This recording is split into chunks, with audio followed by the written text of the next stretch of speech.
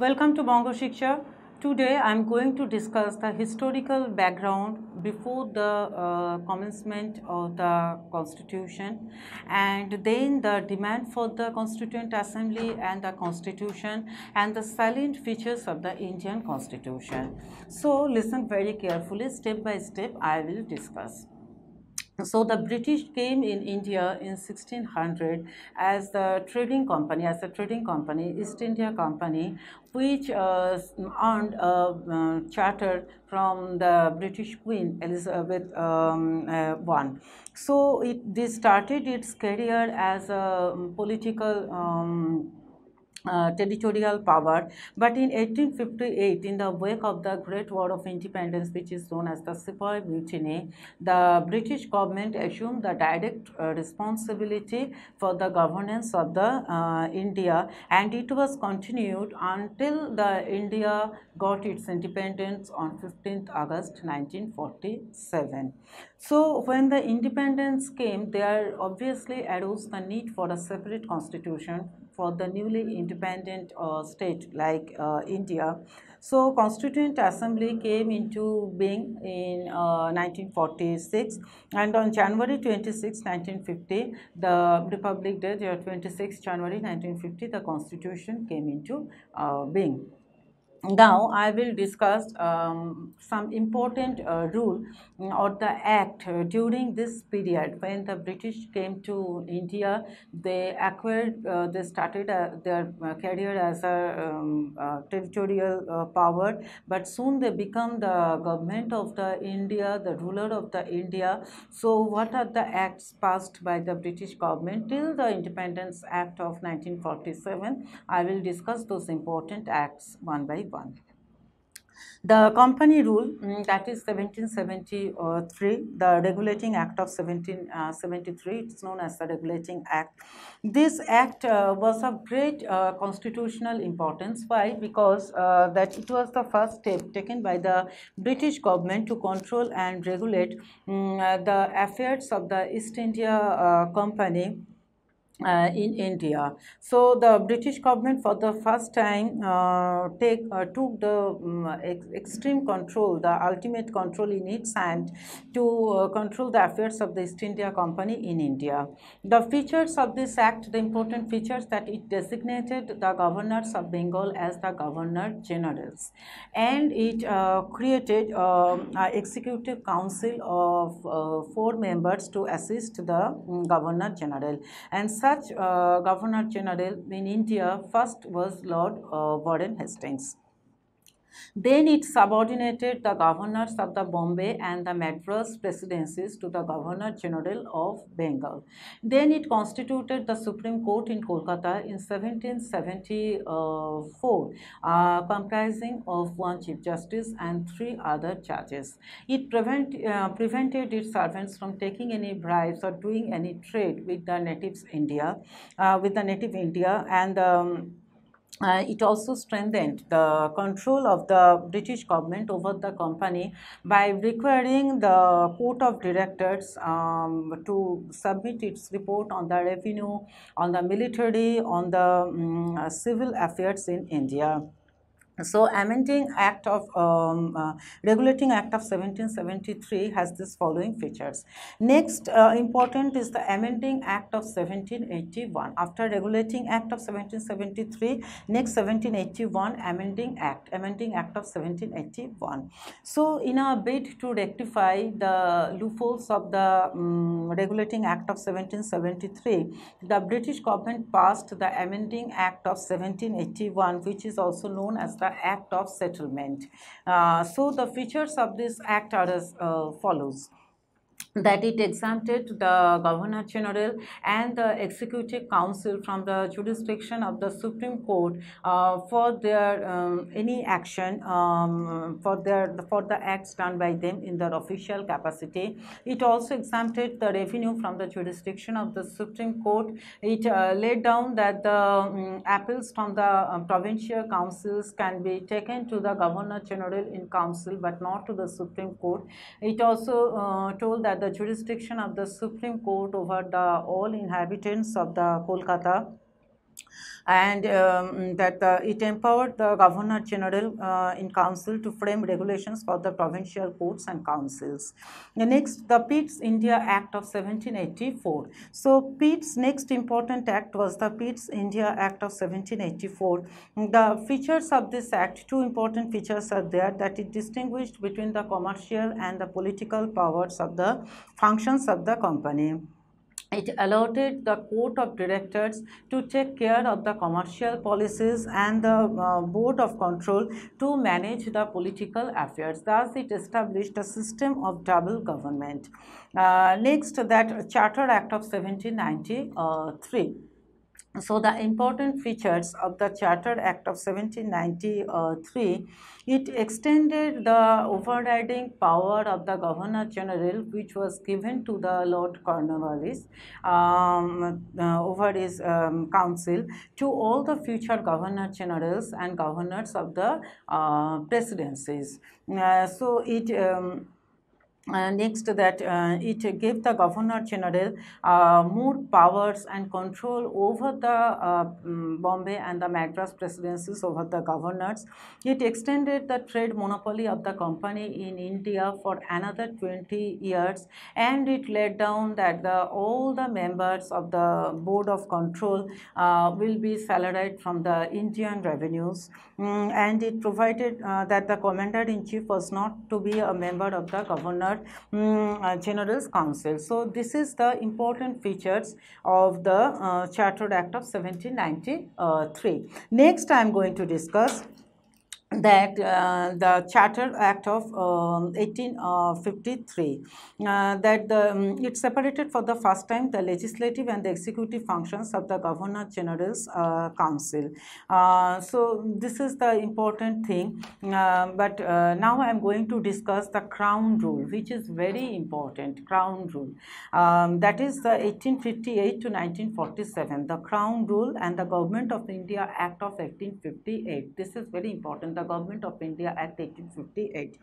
The significant act, the Government of India Act, enacted in the wake of the Sepoy Mutiny, which is popularly known as the First War of Independence.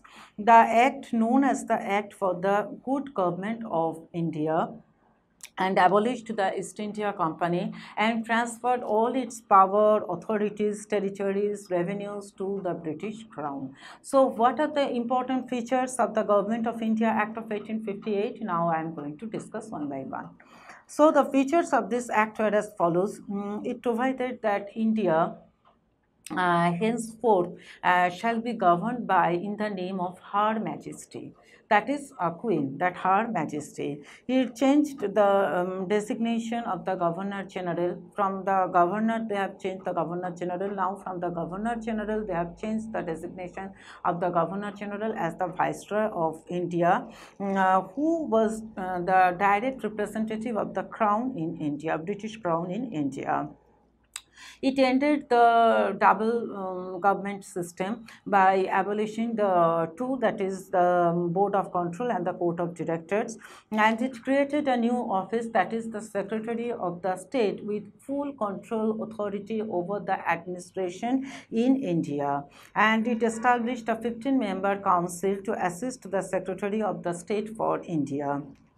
Next, that important act, that the Indian Government of India Act of 1919. But before that, after the Great Revolt of 1857, Indian Councils Act also is quite important. The British government felt the necessity of seeking the cooperation of the Indians in the administration of their country. In pursuance of this policy of association, that three acts were enacted by the British Parliament in 1861, in 1892, and 1909. The Indian Councils Act of 1861 is an important landmark in the constitutional and political history of India. Now, next I am going to discuss the Government of India Act of 1919.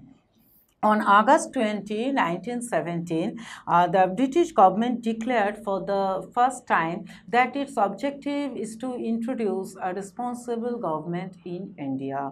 So, the Government of India Act was enacted in the 1990 and came into force in 1921.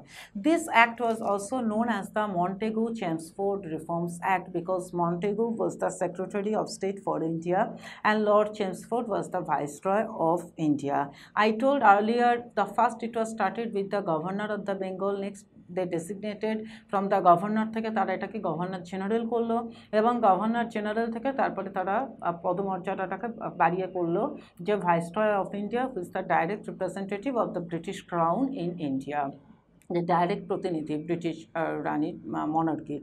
So the features of this act are as follows, were as follows, that it differentiated, it demarcated the central and the provincial subjects. যে central এবং provincial subjects দুটোকে তারা আলাদা করে দিল. Again, the provincial subjects were again classified into two sects, that is the referred subjects and the transferred subjects. The referred subjects are those subjects, the reserved subjects, not referred, the reserved subjects and the transferred subjects. The transferred subjects were to be governed by the governor with the aid of the ministers, with the help of the ministers, and are accountable to the Legislative Council. On the other hand, the reserved subjects, that they are governed by the governors with the help of the ministers, with the aid of the ministers, but they are not responsible to the Legislative Council. This system of government was known as the diarchy system, which is coined from the Greek word DRK, means the double system of government. However, this experiment was largely unsuccessful. It was not at all successful. No one supported this diarchy system. It was largely boycotted. So this is the one thing, the diarchy system, that transfer subjects and the reserved subjects. So this is the main thing in the diarchy. Next, it introduced for the first time the bicameral legislature, the bicameralism, and the direct elections in the country. Thus, the Legislative Council was replaced by the bicameral legislature consisting of the upper house and the lower house. At that time, the upper house was the Council of the States and lower house the Legislative Assembly. The majority of the members of both the houses, the majority of the members of both these houses were elected were chosen by the direct election. So this is the another point. Next, that Simon Commission. In November, that Sir John Simon was sent to India to discuss that what is the administrative condition of the India under the Simon under this act what earlier was passed. So the Simon Commission, since all the members of the Simon Commission were British, so it was boycotted by all the parties, and the Simon Commission ultimately submitted its report and seeking the abolition of the diarchy system, continuation of the communal representation. This is the main things, and extension of the responsible government in the provinces. So this was the report of the Simon Commission. Next, that Indian Independence Act of 1947, that on February 20, 1947, the British Prime Minister Clement Attlee declared that the British rule in India will be ended by 1948. So it was the duty of the British to transfer the power in the hands of the Indians. But on the Muslim League, they demanded for the separate state. On the demand of the Muslim League, they placed their demand for a separate state, Pakistan. So that again on June 3rd, 1947, the British government made it clear that any constitution which is framed by the Constituent Assembly, because before that 1946 already Constituent Assembly was formed, so will not be acceptable to those parts of the government who were unwilling to accept it. So this was the clear declaration from the British government. So Lord Mountbatten, the Viceroy of India, hence put forth on the same day, that is June 3rd, the plan for the partition of India.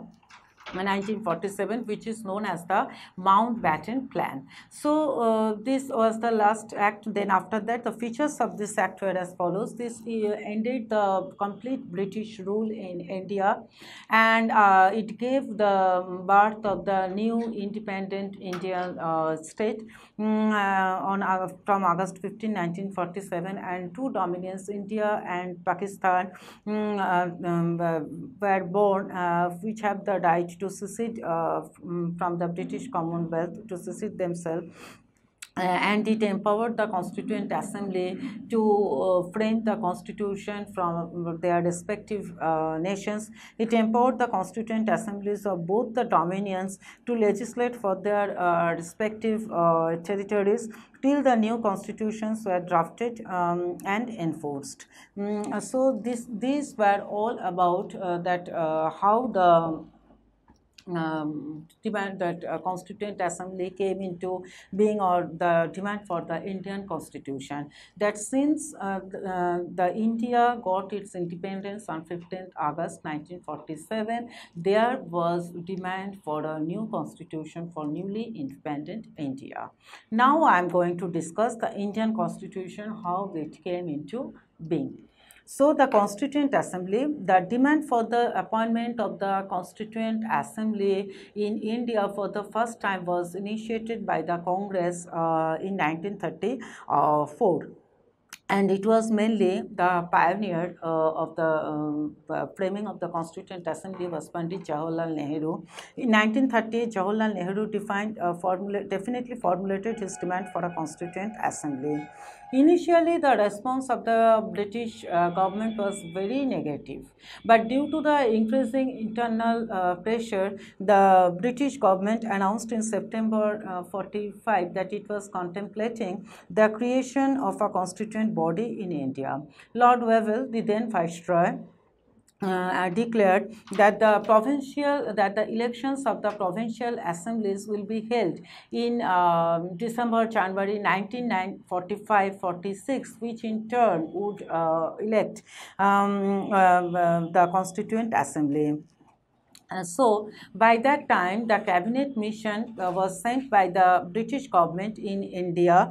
So the cabinet mission came to India, but at that time the difference between the Muslim League and the Congress had developed. So the cabinet, the mission, having failed to bridge the gap or to patch up the difference between the Muslim League and the Congress, ended up with the cabinet mission plan. So here up to this is the cabinet mission plan. Next, that the elections, what were the procedure of the election and how many seats were got by the Congress and the Muslim League. So the elections for the Constituent Assembly were held in July 1946.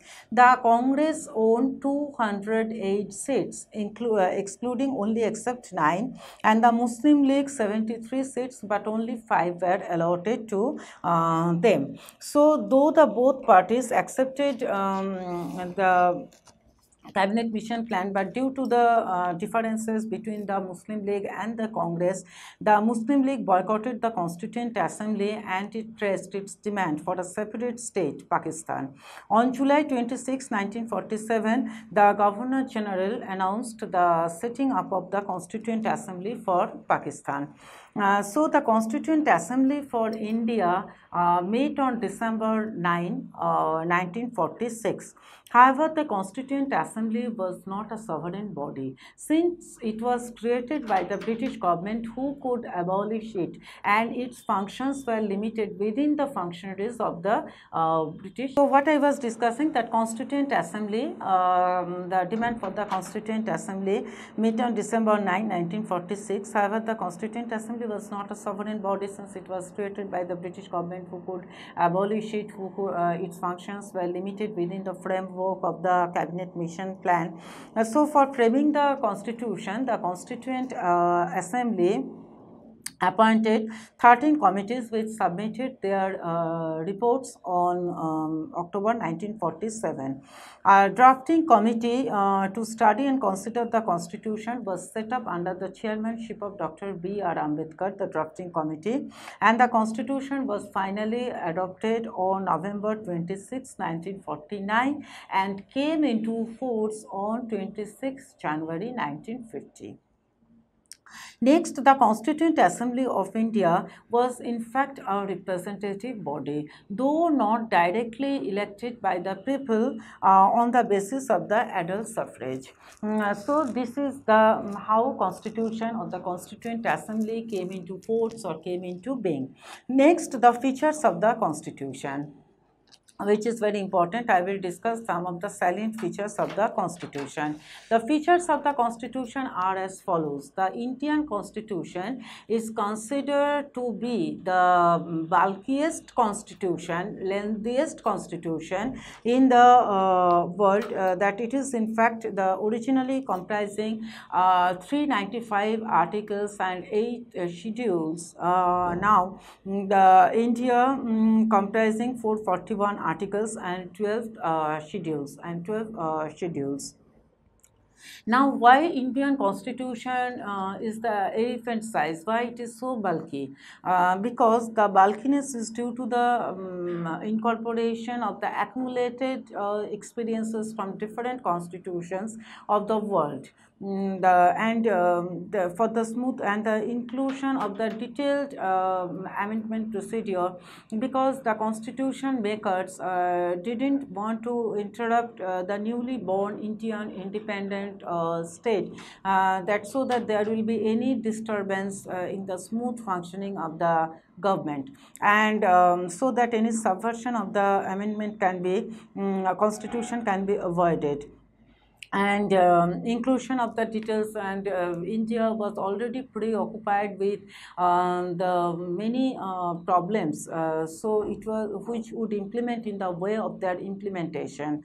Detailed treatment of the federal relations, then incorporation of the fundamental rights, directive principles, fundamental duties, incorporation of the emergency provisions and the conditions of suspension of the fundamental rights during the emergency conditions.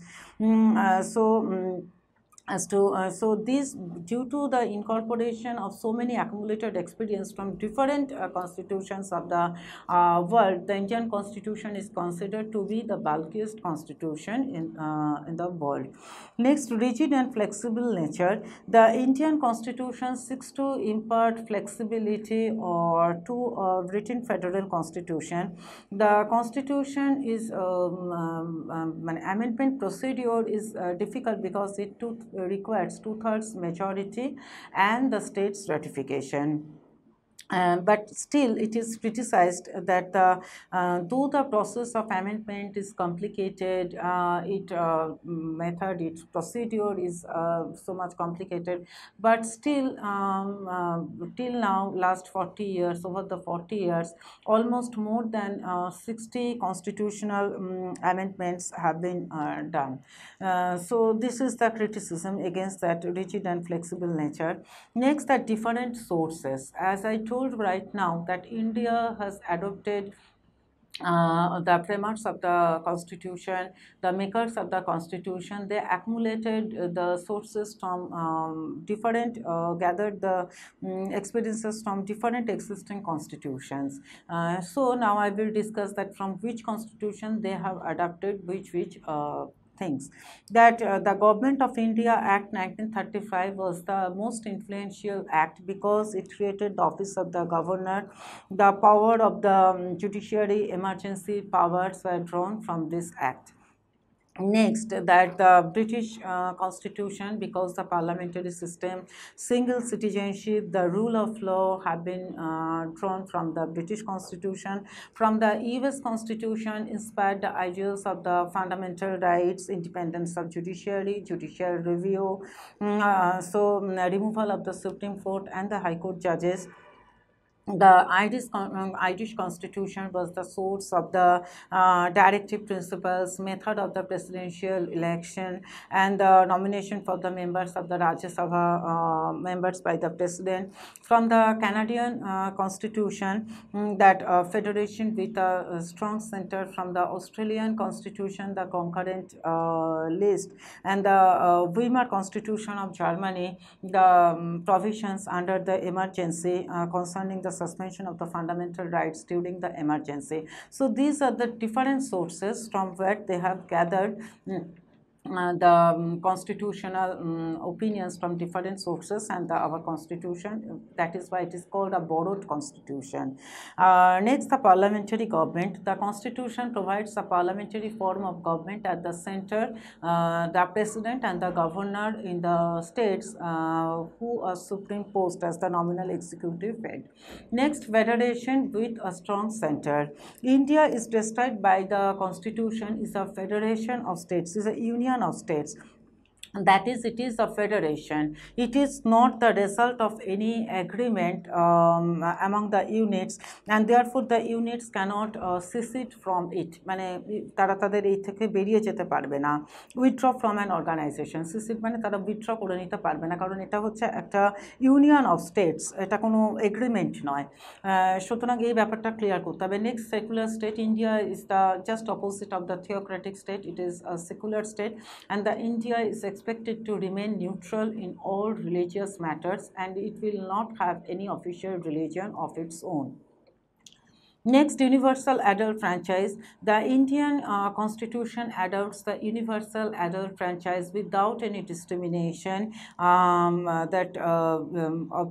the basis of the sex, caste, income, taxation, and the communal representation has also been abolished. However, the seats for the scheduled caste, scheduled tribes, and Anglo-Indian communities continue to be reserved. Bicameral legislature. India has adopted the bicameralism, as I told right now, that the acts that the constitution provides for a bicameral legislature that is consisting of the two houses, Lok Sabha, that is the lower house, and the Rajya Sabha, that is the upper house.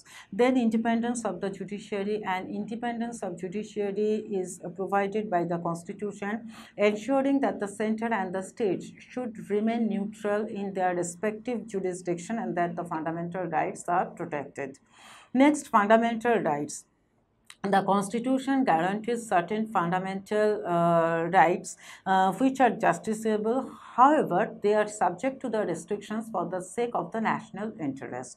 And fundamental duties by the 42nd Amendment Act. A list of 10 fundamental duties is incorporated in the Indian constitution, though they are not justiciable. Directive principles. The directive principles have also been included in the as the fundamental for the governance of the country, for the governance of the government, of the administration. So directive principles are also not justiciable, as I told in my earlier class also. They are not enforceable by the courts.